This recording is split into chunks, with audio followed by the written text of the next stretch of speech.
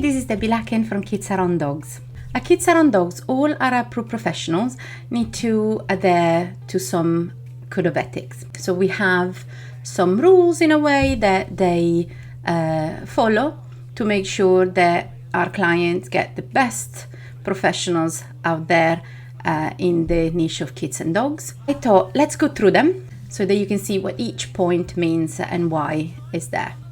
So the first one says, to train and work with dogs with professionality, integrity, and honesty. So this should be quite straightforward. While we hope to always have fun with our clients, and of course we love to interact with the children and dogs, and our lessons will always come with a smile, we also need to be professionals, so we have our boundaries. We know how precious your dog and your children are, and we wouldn't do anything to upset them or to put them in any danger.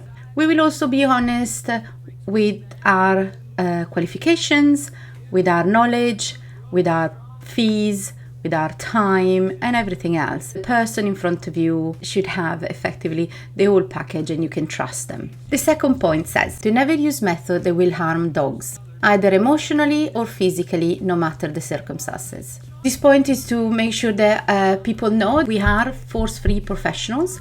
That means that we don't punish the dogs, we don't tell them off, we don't hurt them, again, physically or even shouting emotionally. There is none of that. This is something that I feel very strongly about. We don't need to be horrible to our dogs or to kids to be able to do our job.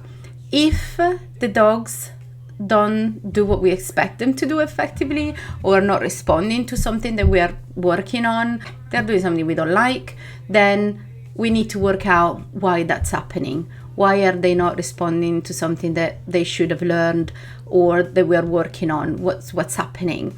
And on this, I like to refer to another video I've done on the 3Ds to help with training a dog. But we don't resort to anything that could hurt them in any way. Third point, to never use tools that might cause dogs pain, such as shock chains, prong collars, electric shock collars, slip leads, rattle cans, spray collars, pet correctors, head collars, all that stuff. Again, this goes back to the previous point on being force-free professionals. We don't punish the dog either ourselves or with any tools that can cause any harm to the dog. We see many people around using shock collars or similar products, even the slip lead is quite common, sadly. But make no mistakes that those things are punitive for the dog. Those things are in some way or another hurting the dog and giving them some sort of pain or discomfort when walking, for example, or doing other things that humans don't like them to do. Those are all horrible ways to escape the training of the dog. So we don't approve of those ever. Point number 4, continue learning about child and or dog behaviors and positive educational techniques through continued professional development. Every month, our KAD approved professional have access to a webinar that is related to what we do, kids or dogs or both. Our professional can either access on the day to that webinar and speak as well to the speakers who are all experts in their field. However, if our professional cannot attend the webinar in person as such, there is a vault of webinars where they can find all the ones that have happened before, or if they've missed it, all the webinars are recorded so they can go back and revisit them all. Similarly, we have online courses that are always kept up to date, and they're written and delivered by the best in their field. Our professionals have constant access to the most up-to-date learning, and there is no escaping the fact that they can improve their knowledge and therefore improve their services for their clients. Next point says to work within their professional limits and to refer clients with needs beyond those limits to a better suited KAD approved professional. This is about being honest with yourself and with your client. There are some cases that either go beyond what that person knows professionally, maybe because they're still on a learning phase for certain situations, maybe it's because it's just not quite their area and might not be that interested to pursue certain aspects of working with children and dog. Maybe they don't have enough experience. There could be, many reasons why you get in front of a case where you go, you know what, this is not something that I can really help with, or I could do with the expertise of a colleague, something like that. This is when we expect a KAD approved professional to go, you know what, I can't fully help you, but I know who can, or I'm going to look into someone who can. And what could happen in that case is that they look around their area for another KAD approved professional. They will contact them and go, this is the situation I'm dealing with. Can you help instead? Can you step in, or maybe I can shadow you while learning, how to better help, in the future. Sometimes as well, they come back to me and go, oh, there is this problem. I don't know how to handle it. Do you know anyone else? And in that case, I help out as well. I'm finding the perfect professional for that case. Next step is be covered by correct professional insurance, including public liability. It's really important to be insured in our profession. Normally what happens, KAD approved professional will be in touch with their insurance. They can choose whichever company they prefer and work with them.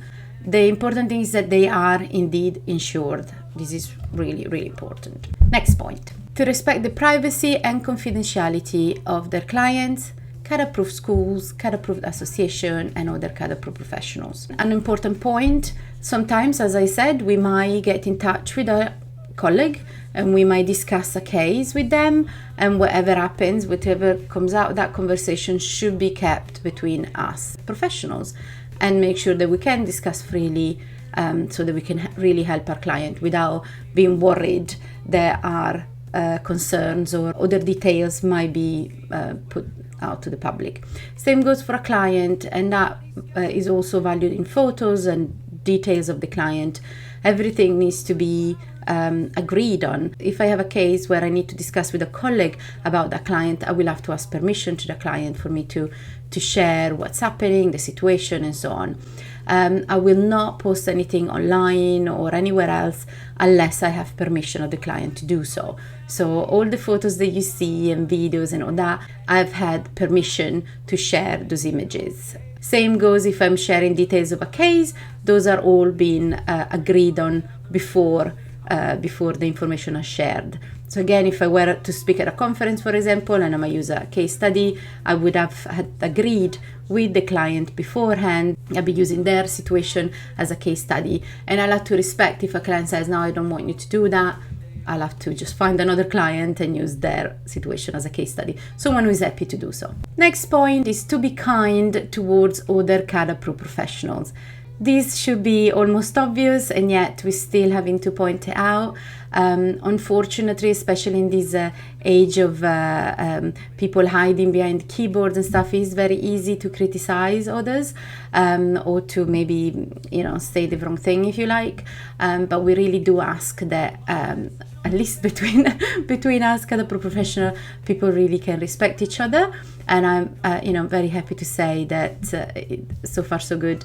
Very little has happened in the last almost 5 years. It's very important to me that we love each other, and then we can share this beautiful community in peace and with as much friendliness and professionalism as possible.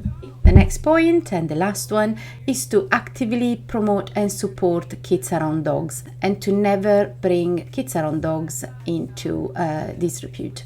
So with this point, we kind of just want to make sure that people are not, especially if they're part of KAD, which I would thought that they're happy to be part of the family, otherwise why being part of KAD? But yeah, then maybe they would take an opportunity to promote kids around dogs. Say, for example, someone is looking for a professional, not necessarily in their area, instead of maybe not saying anything or promoting someone else, they could take the advantage of going, oh, did you know there is kids around dogs, and you can find your local pro from our website and stuff like that. Or say they're at an event, that could be an opportunity for them to also mention that they are kids around dogs approved professionals and who we are. Things like this, just again to show a bit of love for kids around dogs. So those are Code of Ethics. If someone is in breach of them, they will be, first of all, they will be notified that we have found out that they're in breach of the code of ethics and to sort it out effectively. If that doesn't happen, then unfortunately they will be asked to leave Kids Around Dogs.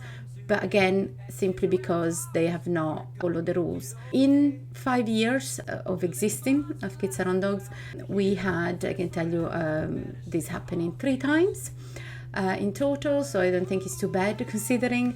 Right, this is it for me. I hope we clarified all our code of ethics. Please follow us and subscribe for more videos. Thank you. Bye bye. Kids around dogs, we're gonna make it okay.